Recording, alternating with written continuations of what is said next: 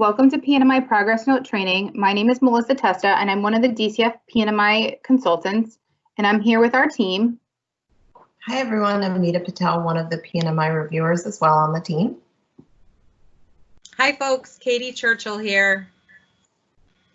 So I'm going to start us off on the training, and so just to talk a little bit about the goal today, we are going to go over providing and documenting acceptable daily notes. You might call them all sorts of different things within your program. It's the milieu service that you're providing.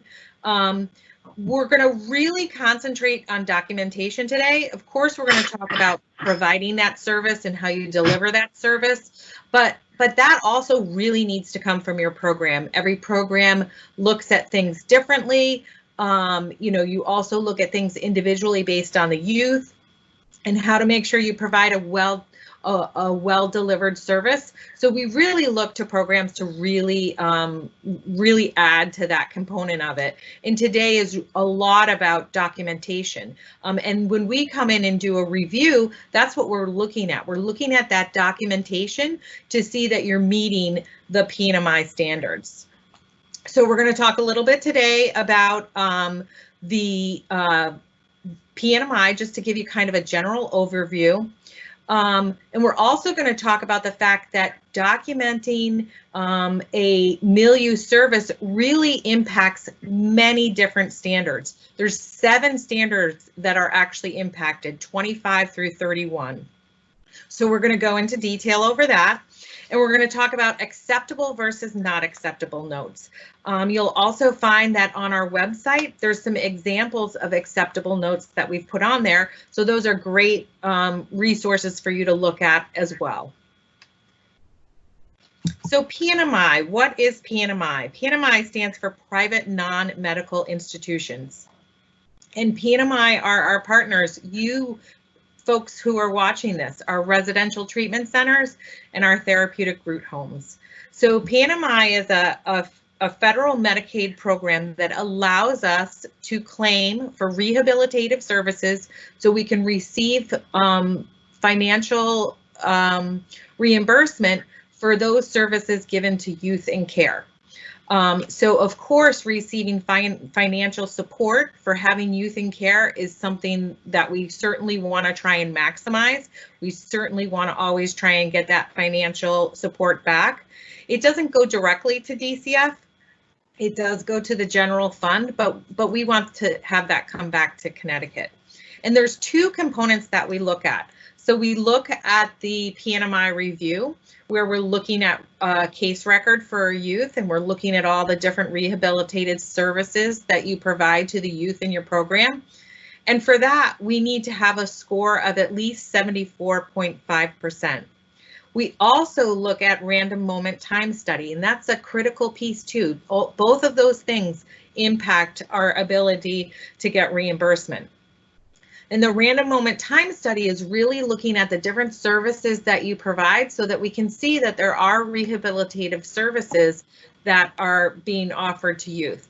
And so that we require an 85% throughout the whole state. So both of those are very important.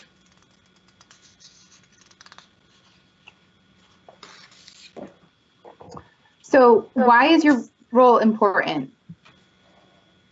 What we're looking at today is we're talking about that all of these services and treatment planning, it's a team approach. And so what gets prescribed for these kids in their treatment plan is really, it should be a collaboration between the clinicians, the DCF worker, the youth, the family representative. And so we want to make sure that the milieu staff have a voice in the treatment plan as well. The milieu staff spend most of the time with the youth and getting to know them. And so we want to make sure that it's a team approach and that you understand the treatment plan and what you're working on teaching them, and that the clinicians are hearing your feedback. And so part of the goal is to make sure that clinicians or whoever's writing the treatment plan do engage the staff to hear their feedback on how the kids are doing, the progress they're making. And if you feel like you're working on a service and it's not working for the youth, make sure you're providing that feedback to the clinician so that they can either adjust the treatment plan or make adjustments at the next one, but that they hear that feedback. Because ultimately, the skills you're giving the youth is creating a toolbox for them so that when they're not in your program and they're not with other staff, or there may not be other adults around, that they have skills that they can go to, that they, so that they can live, independently or with other, successfully in the community.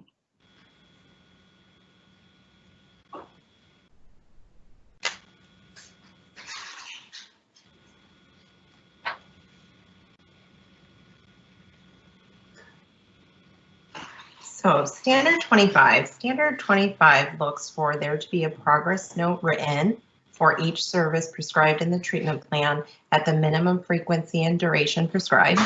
For milieu services particularly, we are looking for one note to be written each day the youth is in the program. If a service is not provided, we are still looking for a note to be written every day the service is not provided, indicating why the service was not provided. Examples of why a service may not happen as prescribed is the youth has gone AWOL, they're refusing services. For examples, such as youth goes on a home visit, maybe at work, maybe on a field trip, we are really hopeful that the program proactively finds a different time to deliver that service. If a youth is out of the program for multiple days, remember that you must write a note for each day the service is not provided, indicating why it was not provided.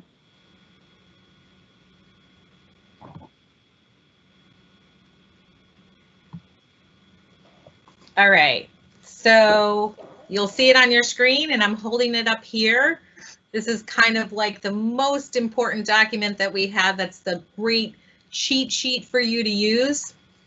And I'm going to go over the progress note requirements. You'll see it on this side. The elements are on the other side.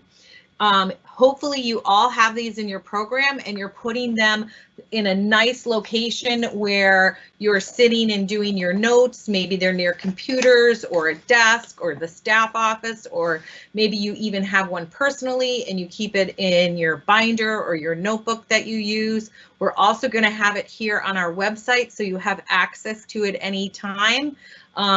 We have them in nice bright colors. We call it the green sheet. Mine is a little bit yellow today, but we're happy to send these over to you guys. We've printed them on this nice cardstock, so they really stand out because this is a great tool for you to use to make sure that you're getting everything that you need documented in your note. So I'm going to start in with the 10 different requirements. And so this covers standard 26 through 30. And I just want to go back because I don't know if I said it well enough as I started, but there are 35 standards. And those standards are really developed to outline good rehabilitative services.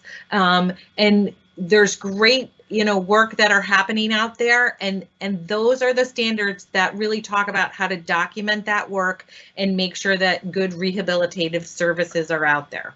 So this form here is going to talk about the 26 to 30 standards. So service type.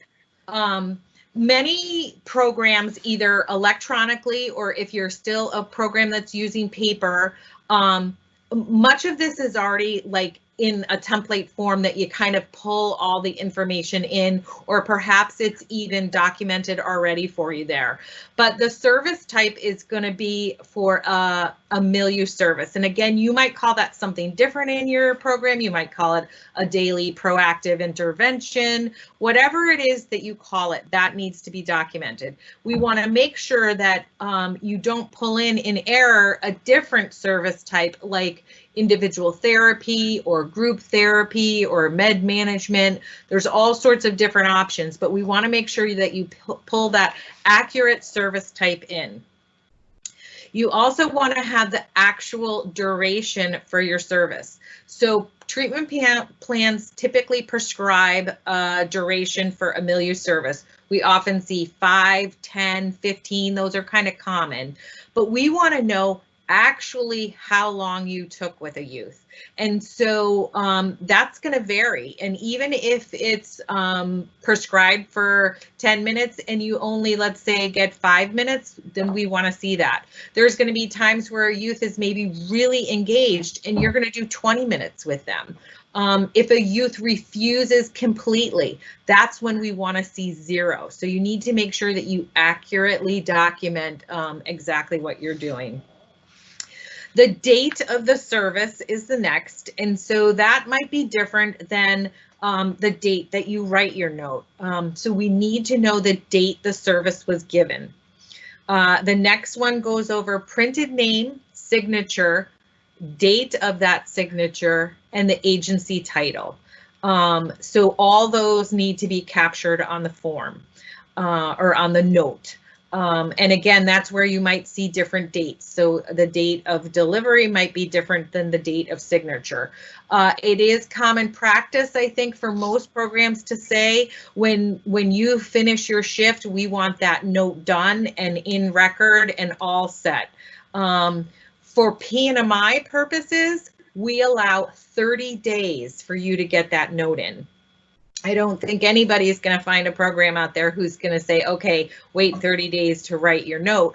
But the purpose behind that is really to be able to write that note and then have a quality assurance kind of system in place to go over that note to make sure that everything that you needed to document is in there. Sometimes supervisors do that.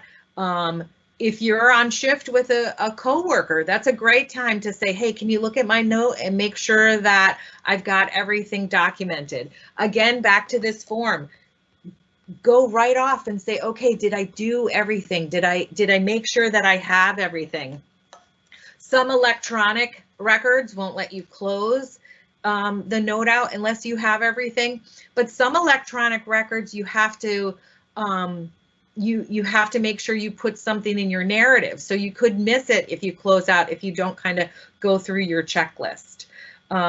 We need to have a printed name and a signature. So the document, the note, has to have 2. If it's an electronic record, you have to have your name there twice, and a printed name for a signature and in an electric health record is absolutely acceptable. And then most importantly, an agency title, and that's one that sometimes gets missed, so that's really important. Goal and objective needs to be addressed. And again, your goal and objective is going to come right from your treatment plan.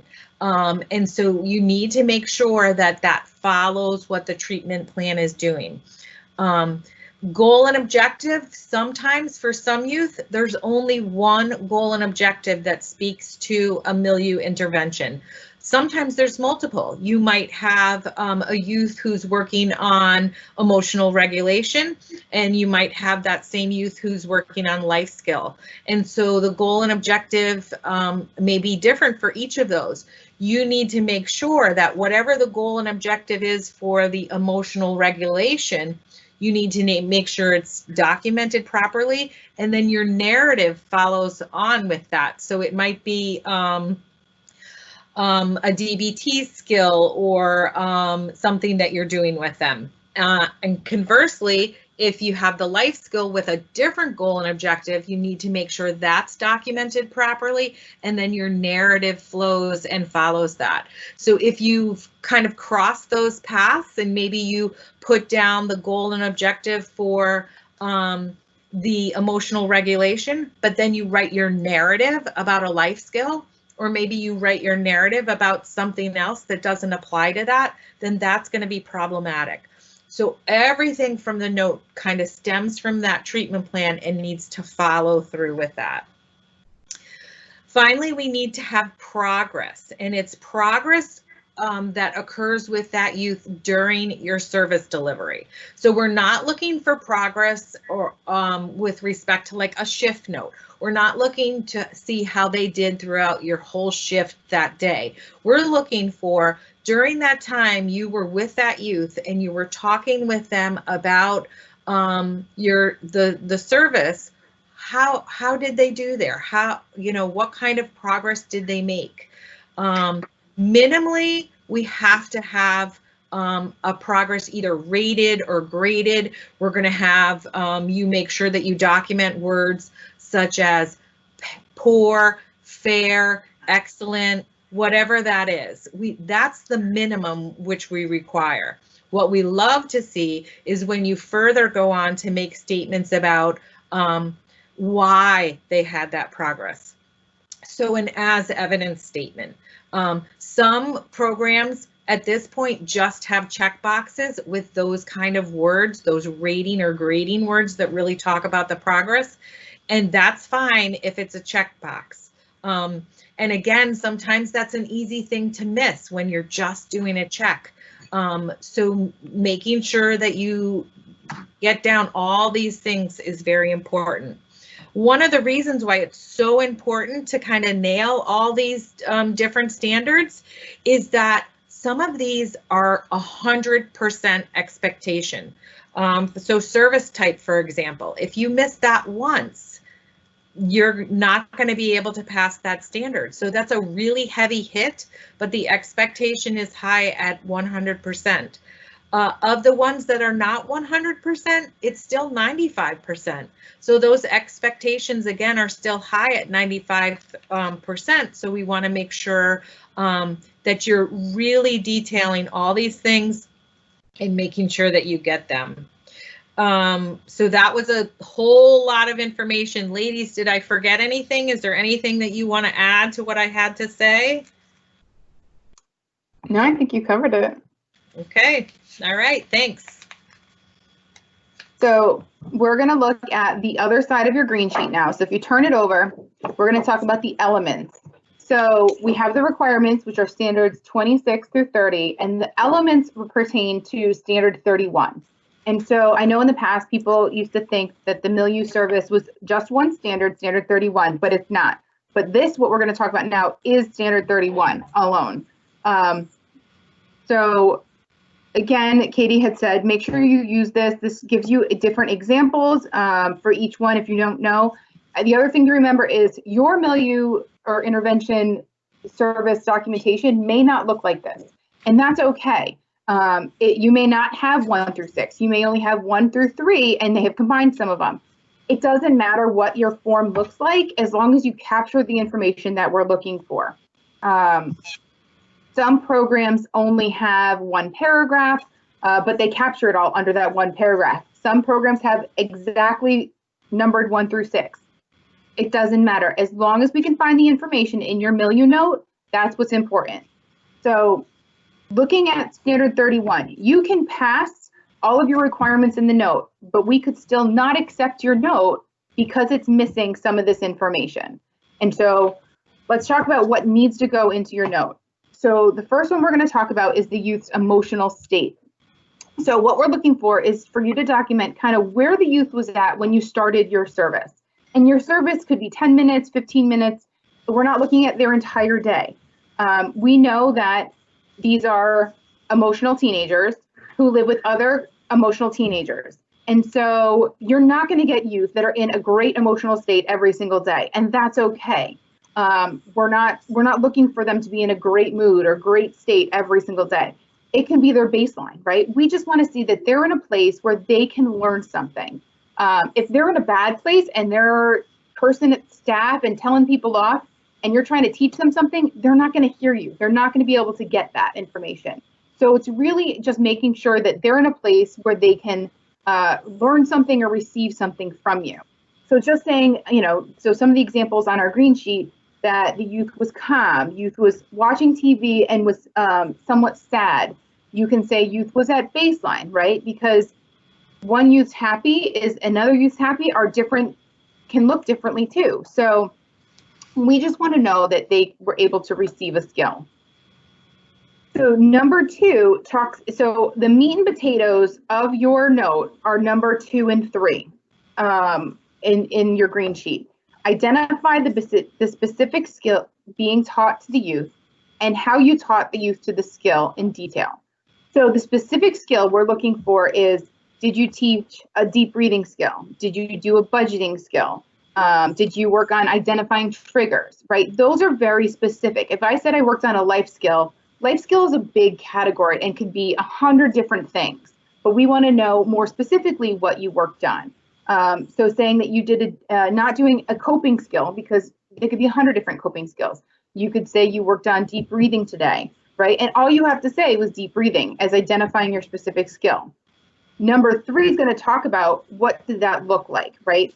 So, and if you choose deep breathing today, you can teach deep breathing differently every single day, you know, for a week or several weeks, because, you know, you want them to practice it. And so I use the analogy of, you know, you don't want to just have a discussion about what deep breathing looks like. Maybe on your first day of teaching it, you can talk about that, you know, what does deep breathing look like and the benefits. But if I explain to you how to play baseball, right, every single day for a month, that doesn't mean that you can go out on a baseball field and play baseball.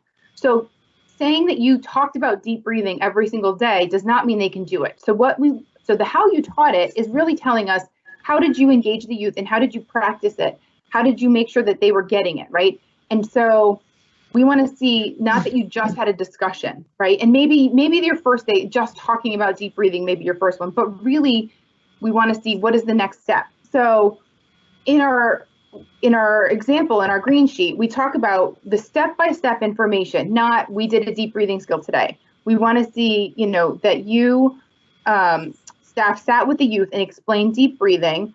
So staff sat with the youth and explained deep breathing can be used when the youth is beginning to get upset. Staff explained how to do a deep breathing by inhaling through your nose, holding your breath for 3 seconds, and then exhaling through your mouth. Staff modeled it first and then had the youth try it. Staff explained this should be done 3 times in a row. Together we practiced the deep breathing exercise. So by reading that to you, you can see in your mind kind of what and envision what happened, right? We talked about it, I displayed it, the youth modeled it, then the youth displayed it and practiced it. So there was some engagement there. And that's only 5 sentences, right? I'm not looking for a giant novel about what you did throughout the whole session. It really just needs to be a short description so that we can really vision. And we say, use your coworkers, use your other staff, have them read your note. And if they can read your note and know what you did just by reading it, then it's a good note. But if you wrote, had a discussion with youth about deep breathing, that doesn't really tell me anything. You've got to add more details behind that. You know, and so the detail can be using a worksheet, and worksheets are great and they really work with, you know, really outline it, and they're really helpful for some youth, but you have to make sure that if you attach your worksheet to your note, then we can see the worksheet, but not everyone is attaching their worksheets. So if you just said I did a worksheet, I have no idea what you did if it's not connected, if it's not attached to your Milionote. So you want to make sure that you describe what that worksheet was and the connection to it. If you just said, I answered these questions with this youth, that doesn't tell me what they were walking away with, right? Like, what was the ultimate skill behind it? So making sure that you're connecting the purpose of the worksheet with what you're teaching. You know, doing it, you can do role plays, you can do internet searches. There are a lot of different things you can do interactively with youth to teach different skills. Okay. So we're going to move on to the last 3 parts of the elements. Number 4, the youth's response. So how did the youth respond to your teaching? What did they say? Did they think that the skill would be helpful? Did they think that it was not going to help them? We're looking for how did they respond to the teaching. Here it's important to be honest. Not every youth on every day is going to find that the teaching has value. So it's okay to put exactly how the youth responded to that teaching. Next, we're looking for how you connected the skill to the real life situation for that youth. Why should that youth be invested in that skill? You as the staff person now have the opportunity to tell the youth why would they use the skill? Where would it be helpful? Would they be able to use it when they're having a difficult time at school, while they're having difficulties at a work site or at the group home or the residential center with peers. So this is where we're looking for you as the staff to connect the skill for the youth and how they would use it in the future. The last one is progress made by youth during the actual teaching session. I think Katie explained it well, but I'm just going to review it again. We're looking for either if your template has a checkbox to check what progress the youth made during that actual teaching session. Again, an additional bonus, and we love to read, is how did you rate that progress? Did the youth do well? Did they do poorly? And your statement or explanation of how you rated them. And as evidenced by is always really nice for us to read.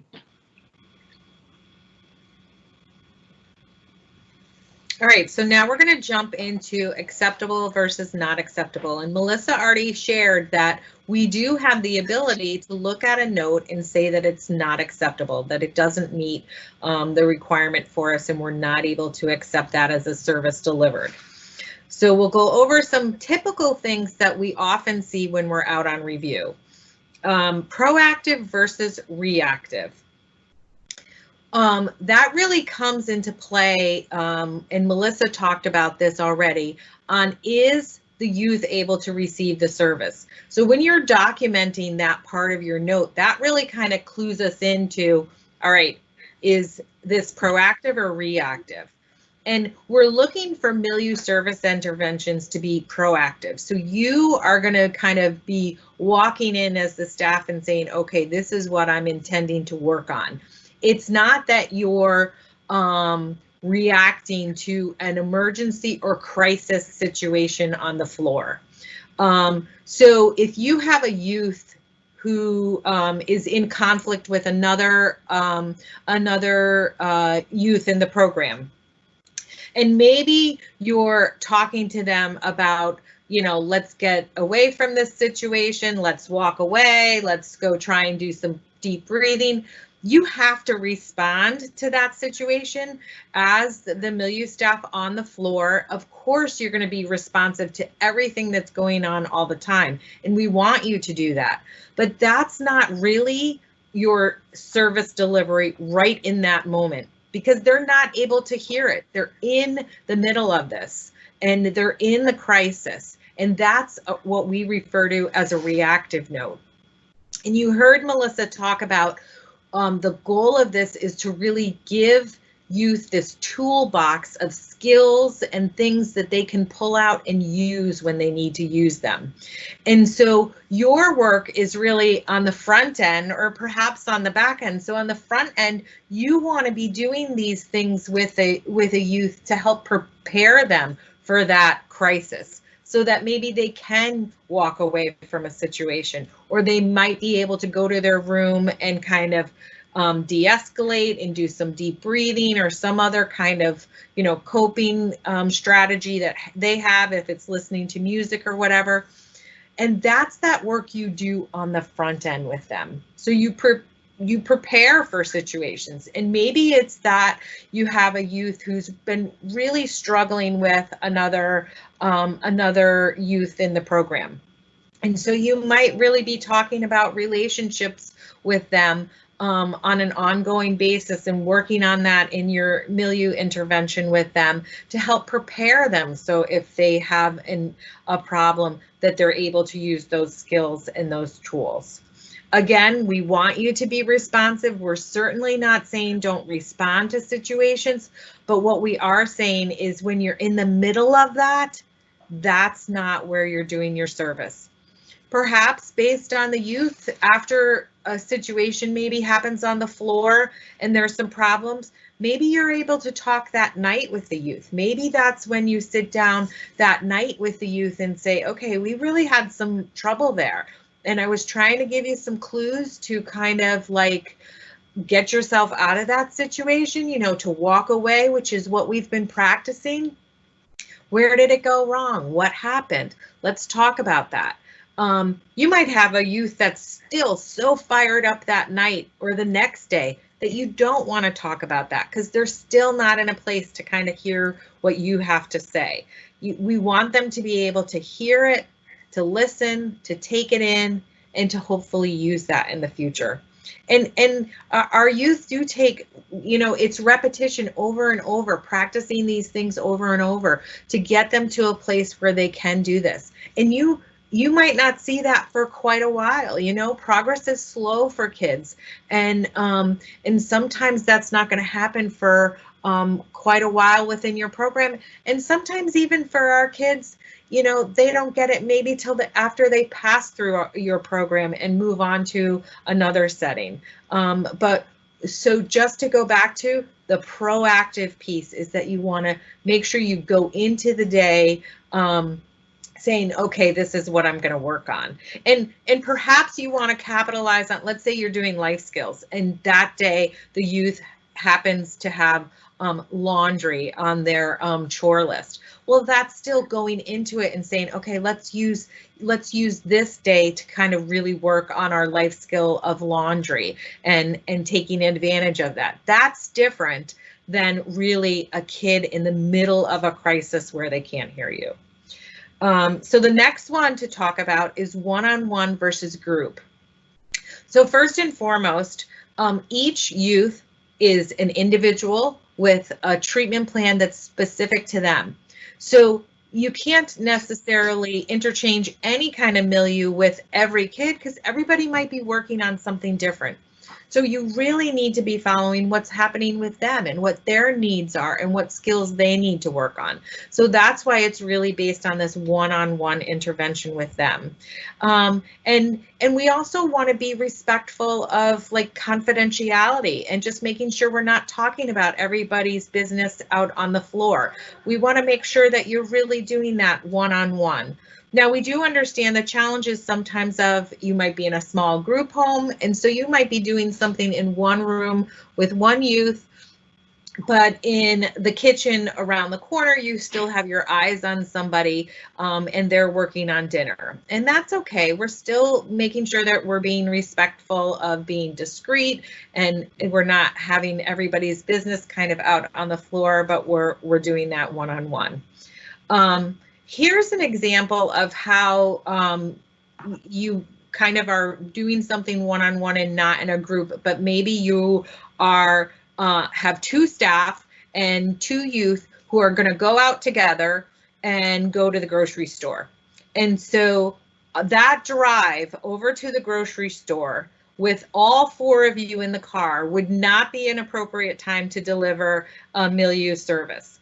However, if you get to the grocery store and one staff goes with one youth and one staff goes with another youth in a different direction, and now you're one-on-one, that's a perfect time to do the milieu service delivery. And perhaps with one youth, you're going to work on health and nutrition, and you're going to be looking at healthy snacks to pick and reading packages and labels and looking at sodium content and calories and fat and all that kind of stuff with one youth. And maybe another youth, you're working on budgeting. So you're talking about, okay, what are we going to pick? Are we picking the name brand or are we picking the store brand? Do we have a coupon for something? Do we really need this? And just kind of really looking at budgeting. So those are that's a good way to kind of see how you're all starting out as a group, but then you're really getting that one-on-one time with folks. If you are sitting down in a room together with a bunch of youth who maybe happen to have life skill on all their plans, it's still not appropriate for you to be doing that together in a group. You still are to be doing one-on-one interventions with the youth. So the next one we're going to talk about is detailed versus not detailed. And I had talked about this a little bit already, that you want to make sure that, that you're really giving us information about what you did. Not just saying you had a conversation, not just saying you did a role play, not just saying you did a worksheet, right? Really breaking it down into different steps as to what you did. And so sometimes we read a note and it's got, 3 or 4 sentences and we're like, oh, they were so close that if they just put 1 or 2 more sentences in there, we'd be able to accept it. Because you really want to make sure that we know what you did again, we know that the work is happening in the group homes. It's just about the documentation of it. And so making sure that when you document that you're putting enough detail in that lets us be able to read it and know that what you did with that youth and that the youth did walk away with learning something. And so you want to make sure that, you know, it doesn't have to be a really long book, but that you have a good enough description in there that we can picture what you guys did. We are, part of our role is to review your records so that if the federal government did come out and they reviewed these notes, that they would know what was happening. And so sometimes we can ask questions and find out more information, and we'll use that, you know, to work with you guys to kind of make sure that you're putting enough information in, but the feds aren't going to do that. And so we want to make sure that what is documented on the paper would be sufficient enough for the federal government.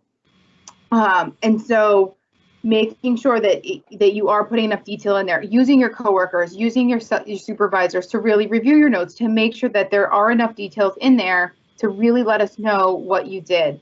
And I go back to the analogy of you know, making sure that it's not just a conversation, that you're really engaging the youth. And so you can say you had a conversation every single day and put details about your conversation in your note, which is good, but you want to make sure that you're not just telling someone how to do it, that you're really getting involved and engaging them, and that we can see a detail in the note that you are practicing things. The next one is original versus identical. And so you're going to teach a service over and over again, but each note has to be different. We can't have a copy and paste of a note. If there are copy and paste of notes, it could be the best note ever. We will not be able to accept it. So we have seen people copy and paste from month to month the same service. We've seen staff copy and paste notes from other staff. And so those will all be not acceptable notes. And so it'll look like a service was not done that day. And we really want to make sure that if you are going to be doing a service on multiple days and it's the same one, deep breathing, it should look a little bit different every single day. You know, whether you are using, you know, laying outside and doing deep breathing, whether you're utilizing music and doing deep breathing, whether you're, you know, using belly breaths when you're putting your hand on your stomach and using a balloon as an example. You know, there are multiple ways to teach deep breathing, but every day should be a little bit different.